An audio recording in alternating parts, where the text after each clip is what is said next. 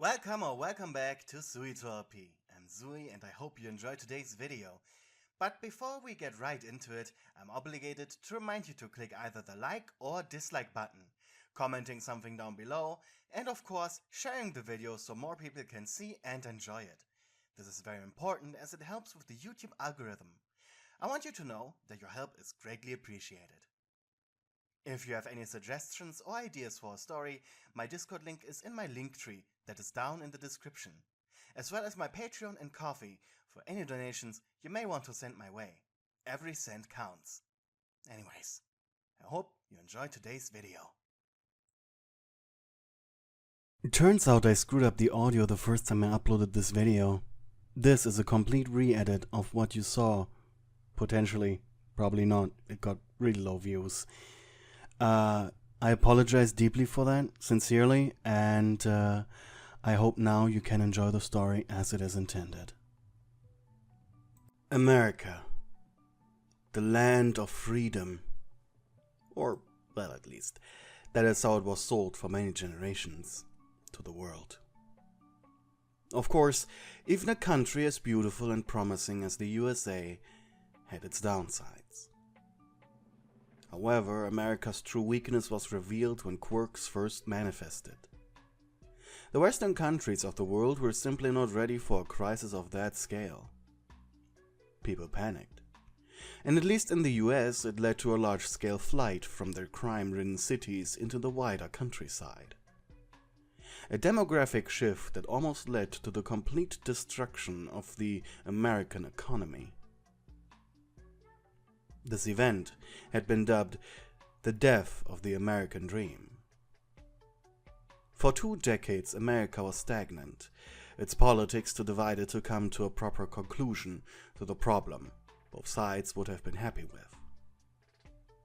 At least not until the new German faith, under the leadership of its former saint, Saint Clair, offered its support. The sudden upheaval revived the American economy, and as a consequence, the opposite occurred. Suddenly, all the good jobs and affordable housing were back in America's cities. Now, 10 years later, the only remnant of these dark times were empty towns and villages scattered all across the American countryside, now referred to as America's skeletons. They had become popular tourist spots, many governors even declaring them monuments to protect them from corporations aiming to demolish them for their own gains. It was here a pro-hero of Japan named Izuku Midoriya would meet the love of his life. The young man and upcoming pro had just broken up with his high school flame Ochako Uraraka. The feeling had been mutual. The 2 adults had never experienced love outside the overly hormonal high school puppy love, and while Izuku wanted to evolve their relationship, Uraraka felt this would interfere with both their work as heroes. Of course, the national media went wild. Tabloids would try and exploit this juicy drama as much as possible, even though there practically was none. Yet, Izuku was still grieving. So he had decided he would take a vacation. Despite all of Midoriya's efforts, however, the media was still after him like overly attached rats.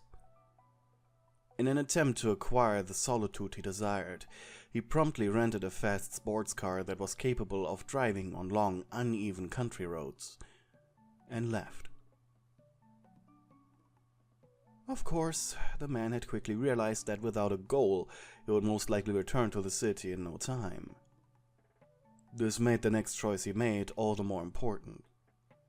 He would try and visit as many of America's skeletons as he could, before his 3-week vacation would end. And sadly though, it had only been 4 days until he was met with a terrible roadblock, no pun intended, in this journey. The car he had been so mercilessly driving had finally given up. Thick black smoke came from its motor, and a terrible grinding noise forced the man to stop at the side of the road. Soon he realized this was it. His journey had ended. With a defeated sigh, he opened up his phone. Figures, he scoffed. No reception. Desperate, the man looked around. He was in the middle of the American prairie, and while the wind was comforting, the sun shined mercilessly onto him. Izuku took a step into the wilderness. A giant field of yellow grass was before him. The noises of insects and birds could be heard. It was so peaceful. And despite his misfortune, he still found the strength to smile. He decided to find a phone on foot. He opened the trunk, took out his backpack filled with snacks, some spare clothes, and most importantly 2 gallons of water, and began marching up the road. Thankfully, Izuku was a battle-hardened hero, so this 2-hour trek he embarked on now to reach the nearest pit stop wasn't as tiring as it could have been. Well, if it wasn't for this unbearable heat, that is. Every little gust of wind felt like a cold shower to him. And the pit stop turned out to be a roadside trucker bar. Only one of the heavy machines was parked here, so at least the bar was going to be mostly empty. Izuku quickly realized when he entered the bar that he looked exactly like a stereotypical backpacker, and immediately felt out of place. The woman behind the bar eyed him curiously. He gulped. At least there were no other patrons to stare at him.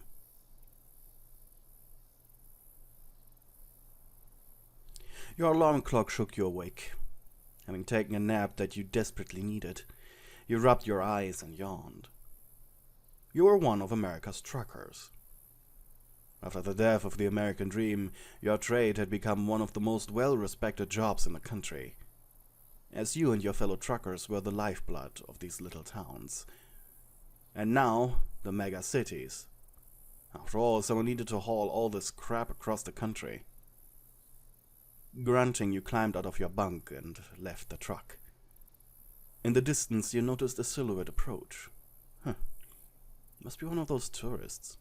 But why weren't they in a car? The American skeleton that the truck stop was situated next to had only a population of about 10 people left, and half of them worked at the stop. The other half were those maintaining the structures for the tourists. Scratching the back of your head, you entered the establishment. The reason you frequented this specific bar on your journeys was the fact they offered showers for weary truckers like you. And you needed this, now the most, to wake up properly. You greeted the barkeeper with a quick salute before going upstairs into the shower rooms. The water was nice and cool. It allowed you to clear your head. Later, when you returned to the main restaurant area, however, you were surprised. The backpacker was sitting in your usual spot. Confidently approached him with a smirk. "Hey, Shrimp," you said in a friendly yet mocking tone. "That's my seat." The man blushed, and in broken English he said, "Oh, I am deeply sorry." You raised both hands defensively. "It's fine, little guy." And without waiting for him to give you his okay, you just sat down on the opposite seat of his.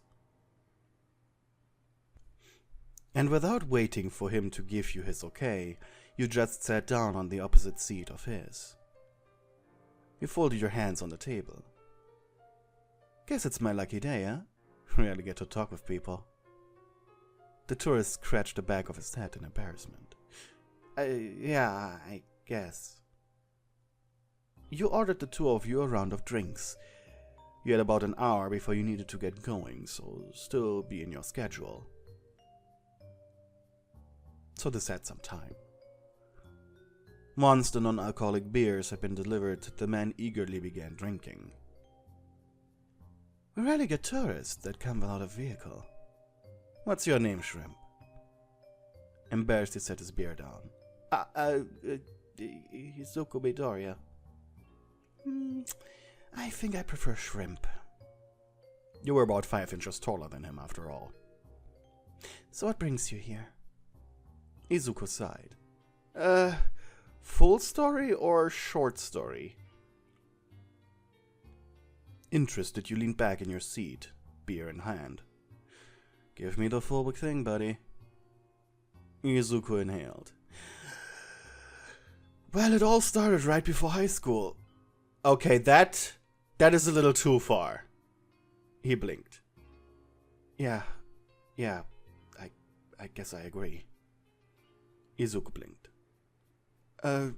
I start in the middle then. You smirked. Yeah, middle length is fine. Midoriya shrugged and began talking about the fact that in Japan he was a decently famous pro-hero as of right now. His recent breakup with Uraraka, and the fact he was now on the run from the paparazzi. And well, my car broke down and now I'm stuck here. You bit your lower lip and thought. Izuku seemed to be a nice guy. Well, I have a suggestion. I'm on my way to New Francisco. If you want, you can join me. I mean, you can probably talk to the rent company there when you have reception. The man sighed positively in response. I mean, do I have a better choice? Hey, it's not like I'm a bad person. I'm not gonna skin you alive or anything. Izuku raised both hands defensively. That's not what I mean. I'm truly grateful for your offer. It's just, it's a little too nice. Nah, it's fine. I'm not taking it back. You check your wristwatch. Nah, I gotta hit the road soon. Your story was pretty long, even though it was just middle length, as you said.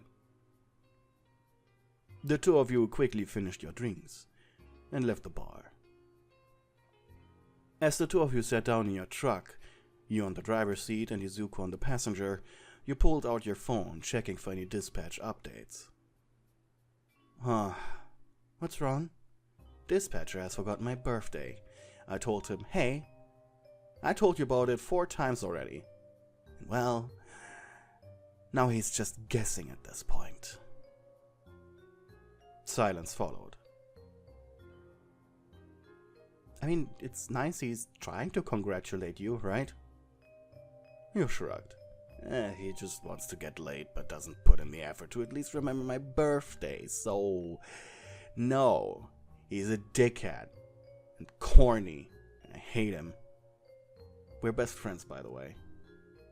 Izuku chuckled, which made you giggle. It was going to be a very interesting experience. Izuku turned out to be a very pleasant travel companion. Whenever something that you didn't consider your jam came on the radio, the two of you shared stories. More specifically, he shared stories from his hero activities. It was very endearing to you. And anecdotes from his time in high school. In return, you unpacked your own baggage onto him.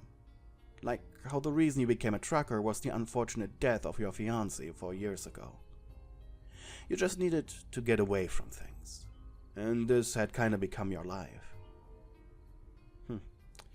Weird. You actually never told anyone that this was the reason why you were doing this. But Izuku just had this aura of trust. You felt like you could tell him anything. It was the very late afternoon when you reached your destination. Embarrassingly, you had to admit that was what you were transporting were frozen pizzas. You stopped your truck at the distribution center of the grocery store chain you were supplying. Meanwhile, Izuku called the car rent company and had a long conversation with them. When the two of you were done with your businesses, he met you at the entrance of the dispatch center. Alright, you said. Seems like I get my next truckload tomorrow. Izuku smiled. That's, good. Well, I was gonna spend the night at a hotel, but you probably need to get back to your trap, huh? The hero looked at the ground for a moment. I mean, I can stay a night, too. Here, I mean. He blushed, and you understood. Well, then let's get a room together. I know a motel where we have privacy. His blush got harder. Sounds good. Izuku followed you quietly to a dingy motel you often slept in whenever you came to New Francisco. After receiving your keys, the two of you entered your room. Izuku bit his lower lip. It looked very stereotypical. The walls were a little dirty, but at least for now he didn't see any bugs. Yeah, that calmed him a little. Meanwhile, you were already in the process of undressing. Izuku only noticed it when your shirt hit his face. It was warm and it smelled like you. Hey, Shrimp, what are you waiting for? Unintentionally took a deep breath. It was intoxicating. It had been too long since the last time he smelled such a feminine smell. With shaking hands, he dropped your shirt and approached you while unbuckling his belt. Are you sure you want to do this? You replied by jumping on your knees, placing both hands on his shoulders and gently kissing him on the mouth. He moaned at your touch almost immediately. Slowly, you separated. Is that answer enough, Shrimp? Hey, yeah, let's fuck. That was probably the most shy let's fuck you had ever heard in your entire life.